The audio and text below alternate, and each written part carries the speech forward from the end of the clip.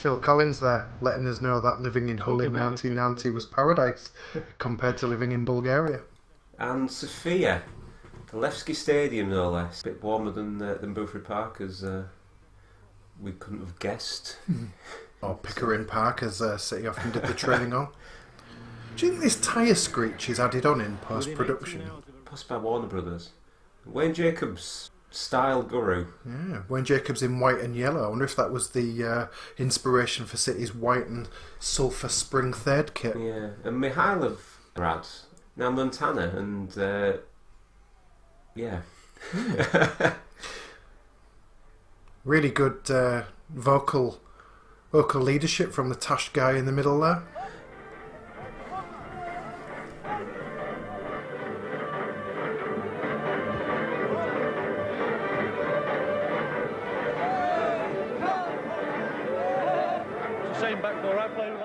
The comedy skit of Ian Hesford. First of many, unfortunately. Was Ian Hesford genuinely the funniest man, deemed to be the funniest man in this 18-man squad? But clearly. The motivational words of Stan Ternant here. Yeah. Also, how big were the initials on Jeff Radcliffe's training gear? Not big enough, perhaps. Yeah, his motivational speech here. You get out there and you play. It's positively Napoleon-esque. And look out here for Tony Schiavone, the former WCW and WWE commentator, masquerading as what looks to be like a police official. There he is. Bread and salt now. The pre-match rituals. I think I think they all look a bit suspicious. Mally Shotland seems quite happy with that. Tony Finnegan, less so. A bit late to be carb loading at this point. It's fascinating that Septum Vrishka Slava, as they were at this point, they became FC Montana. They're playing blue now, but they're in green here. And FC Montana's logo is an Adidas Tango, and it's a tango ball that they're using here. And despite a bright start, the Tigers are soon in trouble. You've seen better camera work here, haven't you? Yeah. I think GoPro seems a long way away from here. There's a certain amount of being economical with the film here, because this is a game that ended 3-1, and we get to see one goal from it, which was a penalty. We don't get to see Peter Swan's goal, the first City goal in post-communist Bulgaria. Well, I think that's possibly because, as Peyton's speaking here about the roughhouse tactics, maybe they just kick the shit out of the cameraman, possibly. They're spitting in your face, and they're giving you. You'd have thought Peyton might have given as good as he was got, but he could do a good gob. Hardly the start Hull wanted. The Walton sort of end of day sequences. John Helmer I spoke to prior to recording this said this was one of the things that they wanted to do, was kind of like it's a sort of bookmark.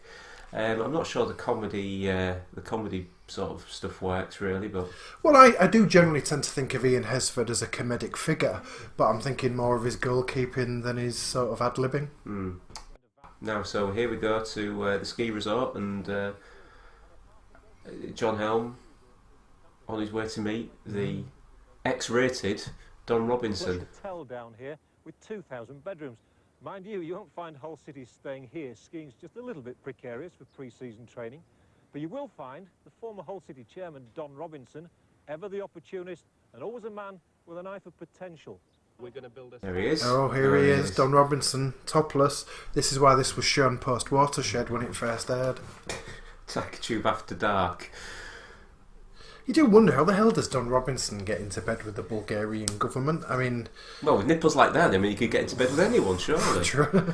It does seem, though, that he sort of pioneered tooth tourism. People going abroad to get the gnashers fixed. Impressive stuff. So now we've got Aspie Dimitrov on Chelsea's books, presumably still on actually, and possibly on loan to Vitesse Arnhem at this stage of his career. Yeah, he might finally make his Chelsea debut this year. Famous Bulgarian footballer of all time. Curious choice, but I think as we find towards the end of it, there is a reason for his inclusion. If it's possible, we'll see. It's also fascinating what he's up to these days. He's heavily involved with Hertfordshire baseball. As you do. Footballers always have to play good because the stakes are so high. Yeah, it goes all Waltons again. Yeah. I don't think this reflects particularly well on the players, this trope of I just want to go home. You know, this was a pre-season tournament, so the players are coming off, you know, a couple of months off. Mind you, check out Poochie though. I mean, he's the coolest cat in town. Indeed. Yeah. It's apparently it wasn't the setup, according to John Helm, and there weren't fed lines, but you do wonder. It's a constant barrage, and he did say that the players seem to be quite happy with their lot, really, whilst they were out there. The team bus again, certainly better than that one City bought off Hinchliffe. Making a short trip to the Levski Stadium. One of the other things that City were told prior to, or certainly Santander was told prior to the trip, was that all games were played pretty much within a mile of each other, as opposed to 150 kilometres away, as it turned out. A club with facilities that would put many English clubs to shame. And there's Aspie getting ignored virtually by everybody. Some good camera work here, though. Especially just after this, when the sort of cameraman goes on the shoulders of the players and sort of it's very, follows them into Slick. the hotel. It is. It's like that bit in the Bourne Ultimatum. Martin Fish there. Martin Fish in some comfy looking slacks, still looking nervous. People just absolutely. Who are these? Look at Airways. Wow. How do you think he describes his most distinguishing feature? Yeah, the City kit trunk. Gary Hobson said he helped pack that even though he didn't do the trip. Nice hat on. Toying with locals. Martin Fish looking less confident. Oh, run away. Look at this. This is a typical accountant. He gives away a badge and then counts how many he's got left. Now, what do you think about whether the Bulgarians will know less or more about the end of this trip? I think we don't know too much about Hull City, but maybe we'll know more after this trip. Very diplomatically put here by Grecian Slavov, who is sort of like a bit of a part-time pundit on Bulgarian television. He's done alright for himself. City playing. This is actually genuinely a really tidy little goal, isn't it? I mean, yeah, some good work by Palin. Wonderful shimmy. Nice. Cross to the back post. Save. David Bamber finishes. The best goal of his City career. But the highlight has to be the billboard in the background, Scarborough for holidays. Well, I was holding off on that. I was going to say for it. I mean, Hullabaloo, London, Hull Daily Mail, Martin Fish and Partners, no less. I mean, condition of his. Martin Fish and Partners is not a swingers resort, contrary to popular Do you think many Bulgarians invested in holidays in Scarborough at the end of this? No, I think they was more interested in the signs in Bulgarian. There's one there behind the goal that says "Eat asbestos," and there's another one on the sidelines that says "Caravanning in Chernobyl." Kenny, no chances. Look at the Ghostbusters house in the background. Yeah, City's defending leaves a lot to be desired here, really. I mean, even by City standards of this season. Ian Hesford hurtling off his line needlessly, certainly. Do you think City was instructed to concede goals to put attention on the Scarborough for holidays? Could well be. London Dungeon, Hullabaloo, not the balloon place. Seconds from the end, Ken Demange almost sent the game into extra time. Go on. Ken Demange rattling the woodwork. Still, I'm sure for a valiant effort, City at least get something half decent. I mean, we've got the George Asparu vase. Well, it's an interesting looking cut glass doorstop. Gareth Roberts. What does City get as runners up here? Well, City seem to get like a miniature version of the women's Wimbledon salver, and they also get what looks like a framed Magic Eye picture. What is that? I mean, initially it looks like a Black Sea setting, but actually if you stare at it, you see Tryphon Ivanov dressed as a Romulan commander from Star Trek. Still, a warm reception. City in the Humberside shirts. Gary Hobson, who said he packed the kit crate, said he thinks that kit was chosen because it had been retired early in 89-90. I think they chose that one in case they decided to give it away while they was out there, so it was sort of dispensable. I love Dimonge here. Well, you don't like to lose, like, which is a man nice of few words, but what he says with the most Irish way possible. Yeah. And there's Gwyn Thomas, who hasn't taken advantage of tooth tourism. Harsh. Right, so apparently one of the things that City was forced upon City was kind of civic receptions and ceremonial dinners after the after games and after every day that were out there. Now, I'm not sure you could see Hull City Council giving this as a civic reception to kind of the teams that came over for the Europa League. No, it looks like a bit like a low-class whorehouse. I'm expecting one of them to say, "We put the spring in Springfield." Steve Doyle likes it, though. Lovely hat, though. What a Yeah, you're a married man, Steve Doyle. Yeah, I mean as it's at least they get decent McGrub at least. Well, you'd think. You'd hope. I mean, they're eating it. Lots of bread, but then bits of bread. We get some reaction shots, and Tony Finnegan's moaning about it in his Tony Soprano shirt there. To be fair, I mean, they're not really a very wealthy country. Apparently, that was the main gripe of the players whilst they were out there, was literally the food. But you know, I mean, it's. Yeah, I mean, Paul Hunter, he talks about wanting to go to his local chip shop. He strikes you as a man that lives on pot noodles anyway. It's been very, very similar. Everything we've had, it's been like a salad, a little bit of meat that's been a bit dubious. At least they've got the best clobber on as well, haven't they? That's the... No. Otherwise, they say the past is a foreign country, but certainly City's players' fashions look foreign to us now. He's looking quite sharp there, Hunter, but yeah, you're not wrong. I wonder what Paul Hunter's local chip shop was. Do you reckon he got scraps? Yeah, he definitely got scraps. Yeah. In fact, I bet he just got scraps. Yeah. Maybe a scrap butty, maybe. See, now these are my favourite bits, when John Helm goes full on Michael Palin. He's wonderful, isn't he? I mean, he should have had his own sort of travel series, really. Helm around the world, maybe. You know, John at the helm, maybe. Oh yes. But you know, I mean, this is John Helm. He's just finished the World Cup. Literally straight back. This is the man who gave the immortal commentary about Roger Miller being the oldest swinger in town. And now he's... The next thing you know, he's hawking cherry A's. Yeah, he's sat in a square in Sofia talking about local government elections, local customs, cherry aid. And giving language advice to, you know, making sure that people enjoyed the trip out there and got the yes and no's correct. So this then, you know, so nodding means no and shaking your head means yes. Yeah. Did you know that? I didn't until this point. Oh. Maybe yes, maybe yes. no. I don't know. Fascinating. This. Who fathoms Stan Tennant for a churchgoer? I mean, his managerial style of City was a bit godless, but here he is praising the Almighty in the Bulgarian mountains. It's a cool look from Radders there, isn't it? Certainly is.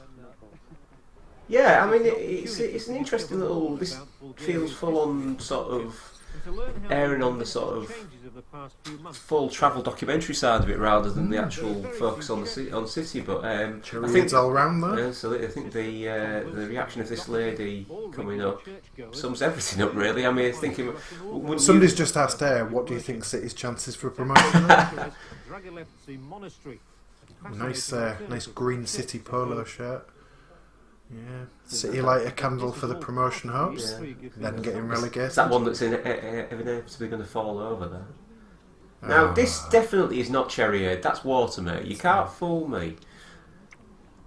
Yeah. Lies. I definitely think the most ill-advised part of this documentary was having Ian Hesford as the funny guy. I don't want to speak over the dead. But there's Aspie again there. Oh, there he wishing, is, wishing Malcolm shot well. Sharp as anything, though, isn't he? Look at that Nike Oregon USA t-shirt. I bet he got that from All Sports in Princess Key. Princess Key would have been a fairly brand new thing Yeah. at this juncture. Very much so, yeah.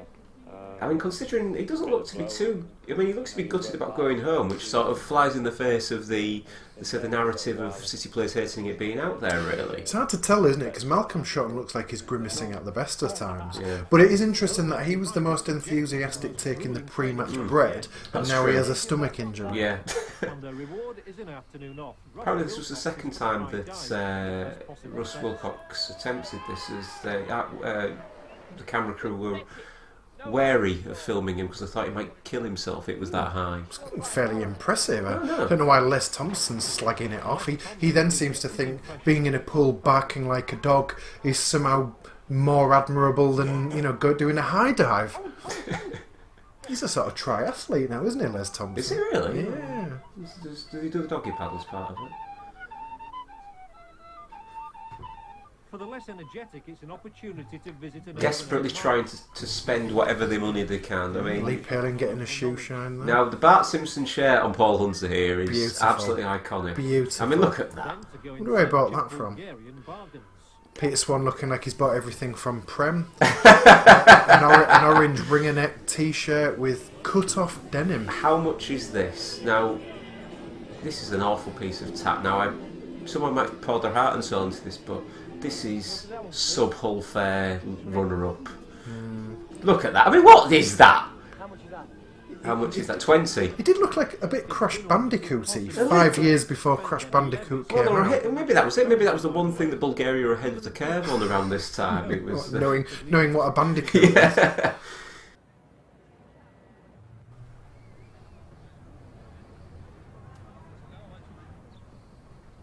So, t-shirts and cuddly toys in hand for no more than a £5. It's time for refreshment. This looks quite good fare. Knickerbocker Glory. Yeah. Glass of cherry ale along with it. Undoubtedly complained about the fare though, and kind of like, here we go, not too long left, lads, don't worry, here we go. It was Hesford unavailable for this. Yeah. He was stuck at the church, wasn't he? That was... That third and final game is in City are off on the trolleys on travels on Hinchliffe's magic bus again. That means another long journey by coach on a So City travelled 250 kilometres for this, in having initially believed. It was literally up the road from where they were staying. I mean, just... Paul Hunter looks absolutely hammered Yeah. there. Presumably that's Yeah. the effects of cherry aid for you. Now, apparently, Tony Finnegan was responsible for playing all the music on this bus, which was largely Phil Collins, which may well be the inspiration for the title music. Okay, nice tea like Phil. I'm sure it made the very long trip just pass in just a matter of hours. I've always quite fancied doing the sort of retreading the steps, but Oh, let's do it. let's organise something. Yeah, a bit more travel piece here. The Bulgarian FA paying for this, I'm presuming. Now, of course, here we've got coming up. Yeah, well, we have the commercial attaché coming up, who's got a very familiar surname. Yeah, it makes sense, doesn't it? Aspie Dimitrov training with City, and then he found out it's Yanni Dimitrov who sort of organised this tour. I suppose if you've talked your government into paying Hull City to play 3 games, you probably want something in return for it, and that was getting his son to play a bit part role in it. And probably some dentistry as well from maybe. Yeah, you wouldn't expect talk of perestroika in a documentary about City. not. So that certainly makes this a unique experience. I think it is genuinely fascinating. I think because this was literally the only thing that Yorkshire of this sort that Yorkshire TV ever did, really, and obviously it was It's a shame, really. I would like to series like this, like Barnsley in Madagascar. Turnover against Hull City, as if you didn't know. FC Etar. There's certainly been several iterations of FC Etar. Yeah, now John Helm, bespectacled and wearing the number 16 shirt, the famous number 16 shirt. Yeah, of course. Well, not so much famous after Peter Halmosi played in it. Now, one thing that when I spoke to John Helm was that he was keen to point out that there was only one real set piece that they did, and unfortunately it was this. However, there was never any chance of him really ever coming on in the game, but we thought it would be It quite can't nice. have been much of a setup there. Bear in mind that City took 18 players. Mally Shotton's gone home. At this point, you've got Buckley Yeah. and was it Demonge unavailable? Yeah, yeah. So City were really down. That's They, it. they had less players Yeah. than they had shirts with numbers on. And that finish shows that he's quite handy. Yeah, I mean, well, John L. makes a mug of Ian Hesford, who Yeah. hasn't done that. no, well, true. And just to give you some idea as to the strength of the opposition. But interestingly, the big lad John was being told to mark there was actually Krasmir Balakov, the current manager of the Bulgarian national side and one of the heroes. Oh, good defending. Nice back pass there. Yeah, strange seeing back passes now, isn't it? The past is a foreign country. Well, how foreign is seeing a back pass? Oh, look, City give another penalty Can't away. believe it. Can't believe Found it. himself facing a penalty. Emphatically dispatched though. Yeah. Kids go wild behind. Yeah, but look at the Kenny, kids behind. Kenny, how demonic does he look here? Look, Yeah, get it in. he does look a bit unwell. Yeah, those kids behind the goal appeared to be on what looked like high jump mats, which Well, why not? looked like it was Why several not? I mean, sofas this pushed is- together. What they've set out to do on Jeff the Radcliffe, pitch, rare get themselves sighting. fit for the league Here campaign comes the ahead. hero as well. A number of Paul Hunter, he substitutes earned his for chips with this and for hold that this field. performance. And it's one of them, Scott Paul I mean, Hunter, in is a real hero. you know, in fairness to a very tidy taken goal. He does Yeah. really well here. Chipped past by Payton. Bit And of keepy uppy. let's Smart face finish. it. I mean, the highlight of your City career being documented Earned themselves a creditable by draw. Ocean Yeah. Television. Wasn't worth his 150 No, grand, absolutely not. And here we fail, go. I was mean, it? it's you know a lovely. There he is, old John. Still in his Humberside Yeah. shirt.